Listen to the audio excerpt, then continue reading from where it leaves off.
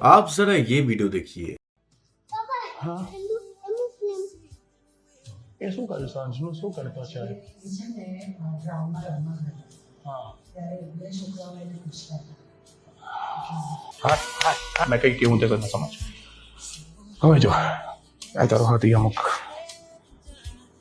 પેલું ઢપ ઢપ ઢપ ઢપ ફીલ થાય ને જો તારામાં બી છે ઢપ ઢપ ઢપ ઢપ ઢપ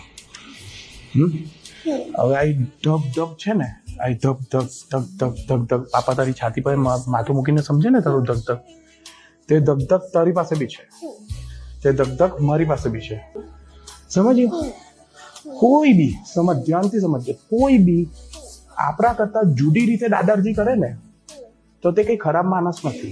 एक्चुअली पेरेंटिंग इसे ही बोलते हैं। हम लोग को छोटे से सिखाया गया है कि एक रिलीजन को फॉलो करने का, लेकिन हम लोग कभी इंसानियत सीख नहीं पाए इसी चक्कर में, क्योंकि ऑनेस्टली सबसे बड़ा धर्म होता है ह्यूमैनिटी। न्यू जनरेशन के पेरेंट्स बच्चे लोगों को इंसानियत सिखा देना धर्म के बदले, सोचो दुनिया कितना सुंदर हो सकता है।